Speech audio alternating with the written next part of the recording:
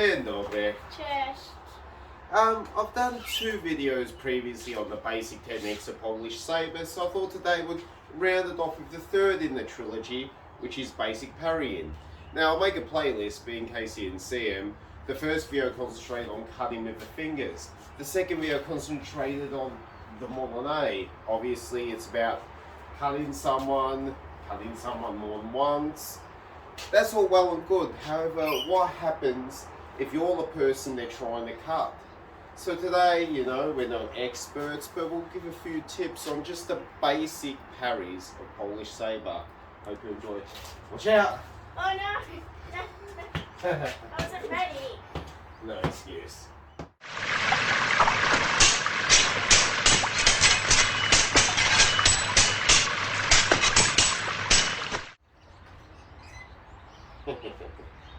Well, I hate to sound like Captain Obvious, but when I say parrying, or you might prefer the term block or guard, essentially what I'm talking about is creating a barrier, a border wall, if you will, protecting yourself from your opponent's strike.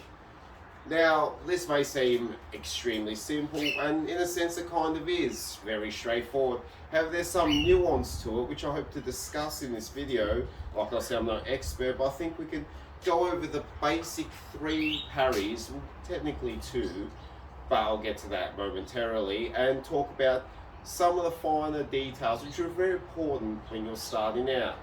Now, the first parry, which I just demonstrate obviously, is this high guard. Now we can use this against strokes.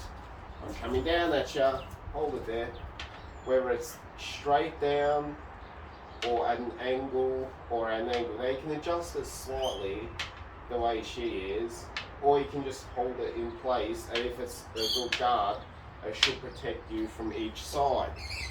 Now, the important points of this are, first of all, the distance of the blade with regards to how close or how far.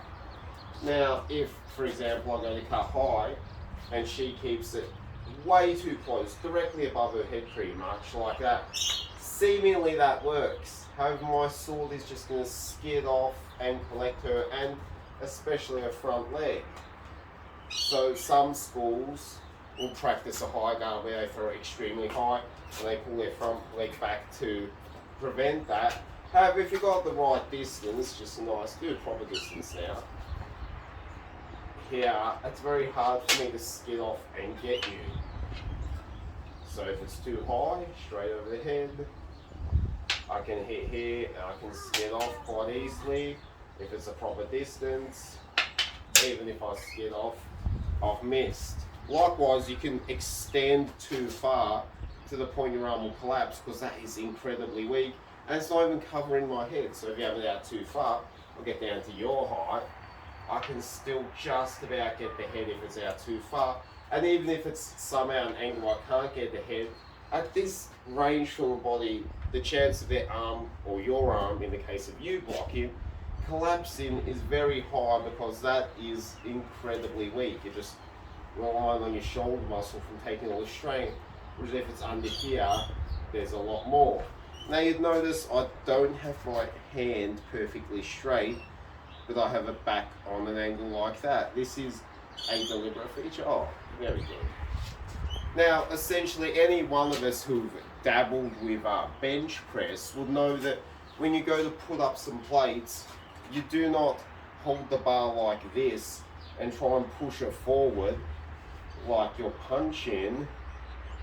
You have your wrist bent back and you support the bar here so it lines up with the actual arm. That's where we're doing a bench or a shoulder press. You want it lined up with the actual arm and not in front of it like this. So if I hold the handle here, the thumb is basically taking all the strain there. If I hold it here, it's resting and all 4 fingers are holding it down from collapsing, and it's also supported here, and you don't hold your body stiff. You can absorb a bit of shock all the way down through your arm, through your stance. Now, while we're talking about absorbing shock, note too the position of the elbow. The elbow is always back and down in every single parry, no matter what you're doing. It's never flared out. There's a few reasons for this. The obvious one is if she flares her elbow out, so doing incorrectly, that's nowhere near as strong. The chance of collapsing is very likely. If she has her elbow in the proper position, I'll hit a bit harder, so do a proper parry. No. Okay, without the pretend pain. It is pain. Even a small child can take a bit of power. If you have her arm out, it's going to collapse fairly easy. The other reason too, if you look at this from this position, especially if my elbow out, it's going to be vulnerable to attack in that plane. So if I'm cutting directly straight down, just do a proper parry. No matter where along here, she's protected the full way. Now, this of course applies. You'll use a different technique if you did not have a knuckle bow. So, little disclaimer: this parry here I'm talking about is specifically for a saber with a knuckle bow. So, if we stand here like this, the entire width of my body is covered by steel, including the hand. So a straight shot, regardless of where I land, if I come straight like this, or straight like this, or straight here, she's covered. However, if I flare my elbow out when I do it like this, suddenly a direct straight cut can shave off my elbow. I'll do it because it's easier to see.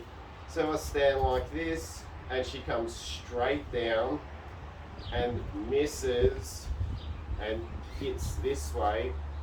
That's my fighting arm gone. That is a very, especially if he hits the bow and then just takes all the meat off, I am no longer able to use this hand. So standing your elbow out is basically placing it as a vulnerable target of opportunity for someone who spots a mistake, or even if they just are inaccurate and rather than swinging at you, they swing and miss to the side. Or if you stand dodge to the side, you're basically putting it in harm's way needlessly. And likewise, while this parry covers a straight cut, or a cut from this angle, or a cut from this angle, you can adjust it. So if you see it's coming from this way, you might want to move it across a bit here, from that way, and move it across a bit here. However, chasing their shot is not the best idea.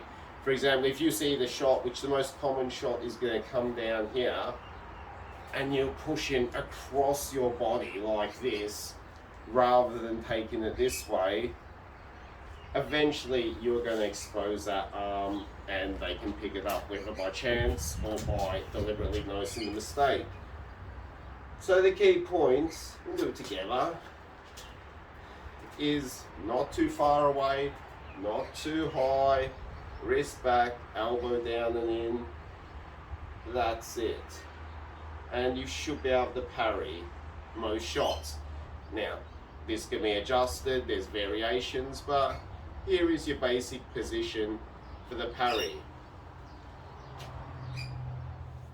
So, the high parry protects us against shots coming from above, whether it's your so-called number one cut, your number two cut, or just a directly, purely straight up and down cut, even from like a two-handed style sword.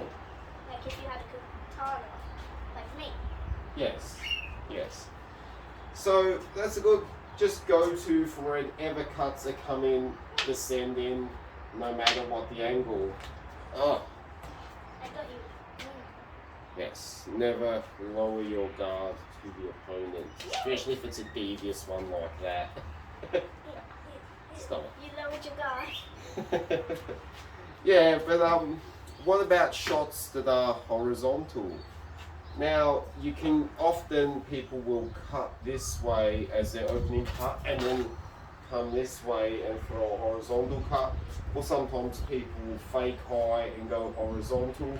But basically, parrying cuts coming towards your body or coming from a horizontal angle, there's two parries, but essentially I'll group them together because they're the same shape and same technique, just with a different angle.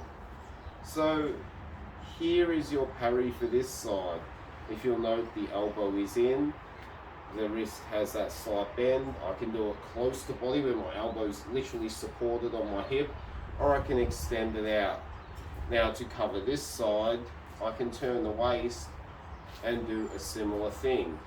Now if you notice, I'm relying more on my waist turning for these two parries than just standing there and going arm out, arm out, arm out, arm out, arm out, arm out. Now there's a few reasons for this. Number one, if you're receiving heavy blows, obviously that is a lot more stronger, whether it's out or in, than just that.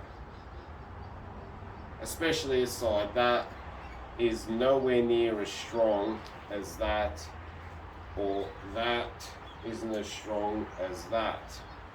So you can, and a lot of time a good starting position when you'll find is this way, so you've pretty much already got this side covered. However, it's just a turn of the waist to cover the other side. So there's very little movement. If you're looking at some of the mucking around sparring they're doing from the side, when horizontal shots are coming in, it's nearly imperceivable from this angle. It looks like you're not even blocking at all. Because if I'm here and then just go like that, I've got both sides covered. Another good reason for using the waist is to set you up for the riposte, the counter attack, if you will. Because if you imagine, if I use my arm here like this, my follow-up is going to be all arm. Likewise, if I lose just my arm to parry this side, my follow-up is all arm. And if I go here and turn the waist, I can turn the waist back, and my follow-up contains the whole body, the waist. Likewise, here I can follow up with waist movement, and therefore a much more powerful full body shot. So if I just go here, like that, using nothing but my arm. You want the whole body to be alive, you can go here like that. Now, a few of the key features of this parry, once again, the elbow in, the wrist bend. So these are very simple rules you can remember for any parry, no matter which one it is. And there's a reason for it, and it's the same reason again. For example, if she comes at me with a horizontal shot from this way, and I flare out my elbow like this, don't use a false edge, that's an advanced technique. Let's just say they're using regular techniques. For stars, that's not as powerful. Chance of it collapsing is a lot greater. Also, it's very easy for her, even if she doesn't use the false edge, which is why sometimes we use an extended parry to stop a sneaky person doing that. But if I'm here and I've got my elbow flared out, just a cut down can pick that up quite easily. So if you could imagine we're sparring, and if she throws a cut this way, every single time I'm like this, just keep throwing the cut. She sees me doing that, eventually she's going to get smart enough, yes, to basically pick it up. Well, that too. Having it this way, you've got the knuckle bow also definitely covered. Having it this way, the chance of a horizontal cut going low and pick up your fingers, as she pointed out, is a real possibility. Now this side here, obviously, it's very hard for them to pick up this elbow. But if I'm doing the kind of thing where I've got my arm out here like this, and she cuts horizontally the other way, the other side, and I go hard like that, if she goes deeper, she can get the arm. Now that might not stop me from fighting because it's not the arm I'm using, but I don't want my arm getting cut either way. So basically, yeah, if I'm covering this face is another reason why having the hand, I've got my little pocket on the front here, so I can do that. So we can stand this way, you can stand this way, you can do a little tuck into your pants. I like to have mine close. But even if you have the hand out, you always have to have it still inside this line. Never like this, still inside the line. And like a little sneak here pointed out, with the false edge on the saber, we can aim and then flick our wrist over and do a kind of a nijic cut like that.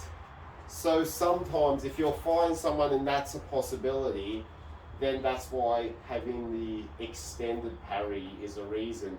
If they're never going to do that, there's no reason to do it. For example, she had a straight sword, there'd be absolutely no reason to ever extend out too far, unless they're throwing super hard cuts and you just want that bit of extra cover. But if I'm very sneaky and I'm going to come like this and then try nijic, she wants it out here. If she just done a very shallow parry, then that would have definitely collected the eye, the forehead, the face. Whatever. And yes, we can't have this little face being cut. Cute, little snuggy wuggy.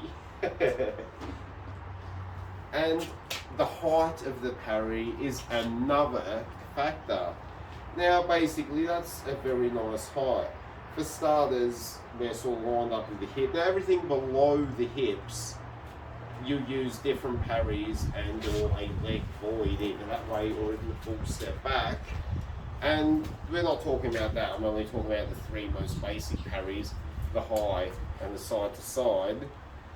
So good height's here because your elbow is straight.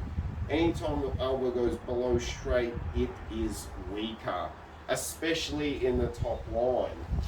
For example, if I'm standing like this really lazy and she comes with a horizontal cut at my head, there's not, even against her cut, I would be very hard. I would not gamble that.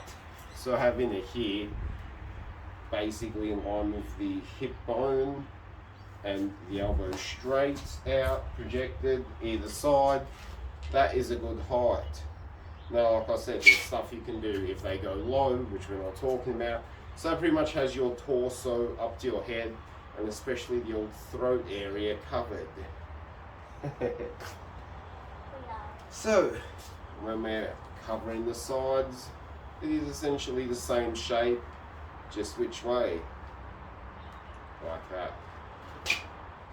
Alright, so I've spoken a bit, rambled on if you will, about the three basic parries, the finer details, and I hope in all my talk I've thoroughly explained the rationale behind the finer, peculiar details like keeping the elbow in, shape of the wrist, etc., etc., and the distance in.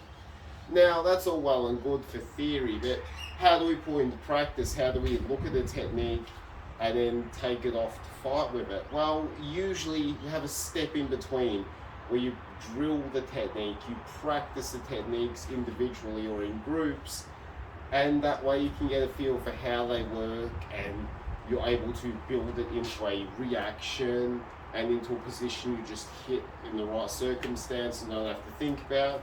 So that way you can think overall about the strategy of your fight and not, am I doing this technique correct? This is the part where we concentrate on doing the technique correct. So we take all the random elements and all the complicated stuff out and just, we do a simple drill. Now the most popular drill with Polish Saber, and I think with every saber and lots of other weaponry, and I've seen this in stick fighting, this is very universal and common, is we will stand facing each other. It doesn't matter who starts, this is a circular drill, it just goes over and over and over again. One person will cut number one, the other person parries, and we continue. Immediately after parrying, counter cut, and as soon as their cut comes, obviously I don't want to get hit, so I will parry, hit, parry, parry. So there you have it. It's very simple. One technique or two techniques, if you will, simply because a lot of people practice this as one technique. But you can break it down. You'll pin a parry, number one cut, if you will, if that's the way you count them. Parry, number one cut, parry, number one cut, and you just go over and over again. This is a very useful combination. It's a very universal technique, and you can practice hard or as soft as you want, or you can mix it up. For example, we can practice very broad techniques where I cut big, she cuts big, cut big, cut big. Or if you want to like speed it up a bit, you can make the technique a kind of small one like that. If you're trying to make it quicker. Sorry. I thought I'd gotten over the COVID, but there you go. Anyway, we can also add body movement and or footwork if you want to make it lunging and retreating. For example, she might come at me, step forward and cut. I'll go back, I'll come at her, and then back, and forward like this. We put a bit more footwork into it. And that just demonstrates a valuable point too. We don't stand here and swing it air. So for example, if you do it from here, no footwork, like this is kind of useless because if she doesn't parry, I don't know, I've missed. If I'm parry, so she cuts, she's missed.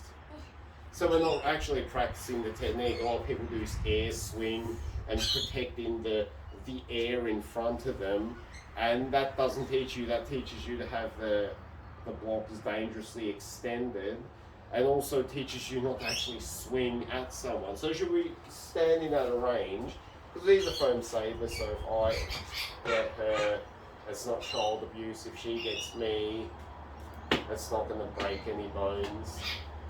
So we're saying this is where we're here like this, so at any point if someone, doesn't parry, they're going to get hit. You're allowed to hit. It's been way too nice. So if I don't parry, I go, what's over there? If I don't parry, I'm like, oh, what's that? I think I hear my Amazon parcel. I'm going to get hit. Amazon parcel? Yeah. I wouldn't recommend ordering from Amazon, but anyway, that was just the example I used. Now, whenever you're doing drills, it's important that you trust your partner and that basically everything is done safely. If you're using steel swords or maybe those hard plastic ones, you might want some protective gear. These ones are great because as they're foam, you can just pick them up and just start drilling or surprise attacking each other, and no one gets hurt, and it's all in good fun.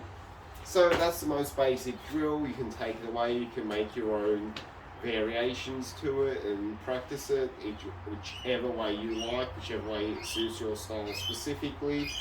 But I think that's a very good one, especially for warming up before doing other activities.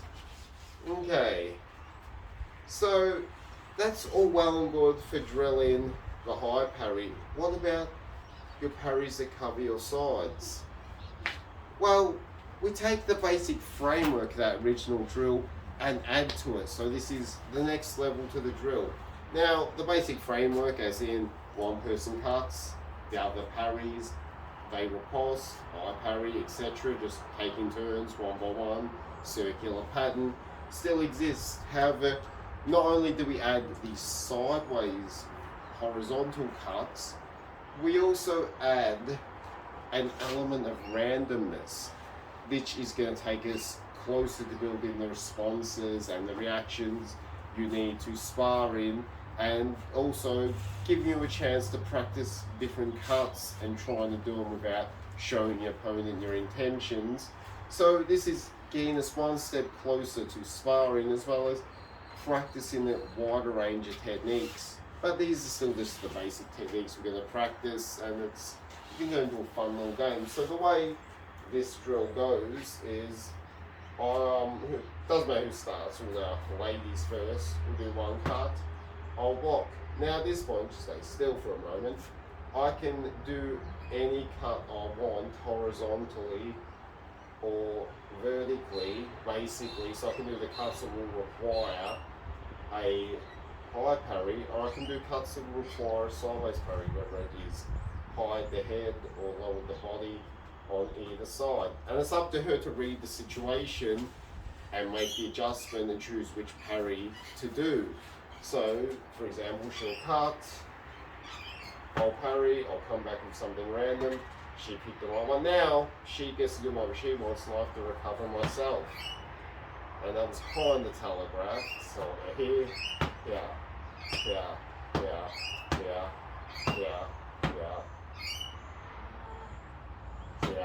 telegraph in and you're not responding immediately.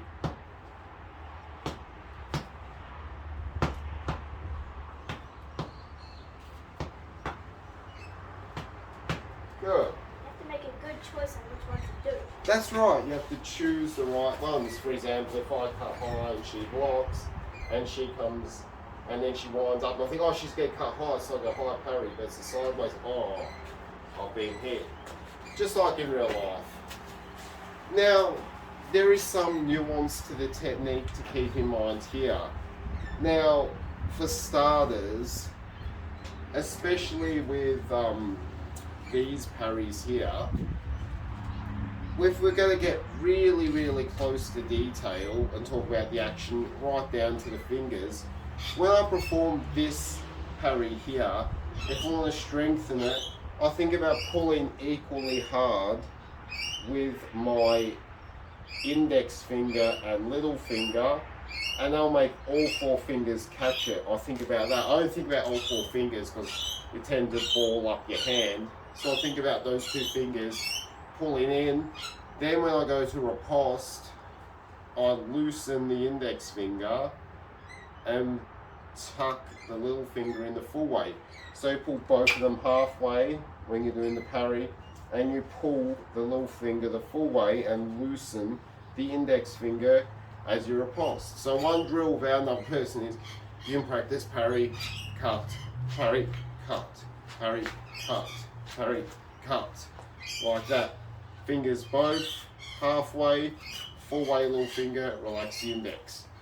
Fingers pull both halfway, relax the index, and pull the little finger as you throw it out. So you can do that during the drill. For example, if she cuts to the side, so I tighten and relax as I tighten the other way to come here. For example, she cuts this side, I tighten here, and that's a matter of turning the hand over and trying to cut that way. And I have to respond fast so you don't kill me with your sword. With my foam sword, yes. It's a lethal weapon. But you do bring up a good point. If you do have to respond fast, which means you also have to think about an economical way of moving between the guards. Now take for example, if she's just standing ready and I cut high, well, let's start ready, I'll cut high. That's correct, what she done. What is the difference? If you can imagine, if the cut's coming down, if I think about pushing my hand up, then turning it over, that is not going to work. Because as she cuts down, if I push my hand up and turn it over, basically I'm not stopping, she's going to get in. So it's not this. It's not that. A lot of people will be tempted to do that, and it's very bad technique. So from here, the tip just falls and the hand raises. The tip doesn't change height, it falls. Falls, like that, falls.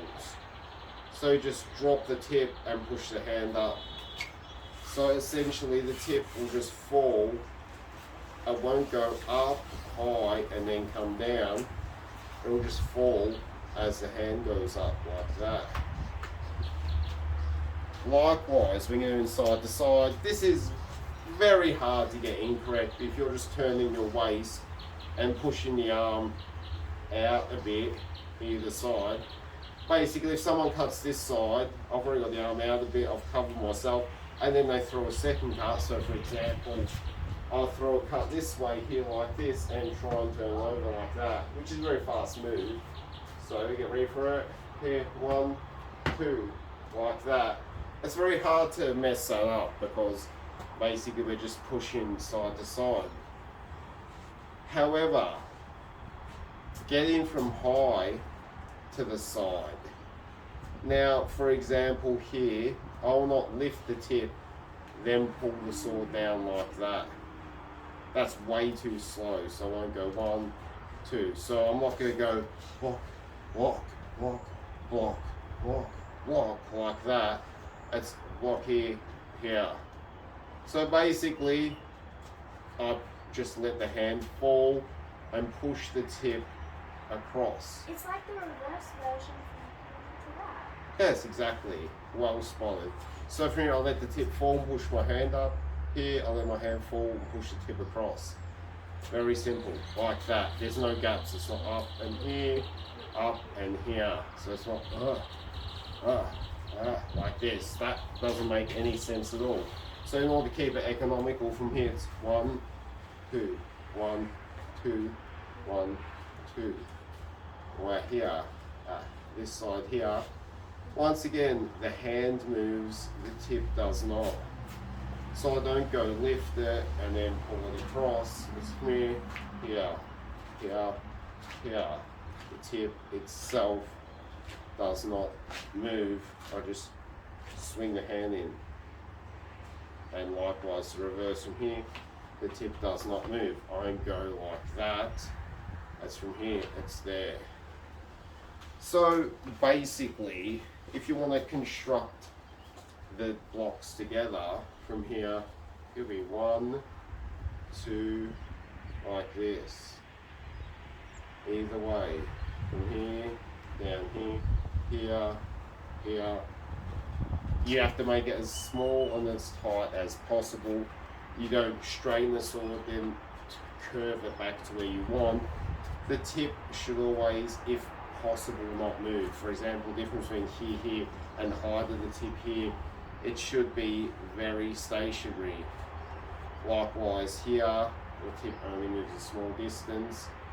You're not like allowing it to curve out. It's always staying very central. The idea is to try and as quickly as possible keep as much metal in front of you as possible in all your movements. Now, a good way to think about that is you have constructed a doorway, if you will. Some say a box or a square or a house. This is the roof, this is your walls. Whatever, I like to think a doorway. And this will be important in a second. So basically you have the top of the door and the sides of the door.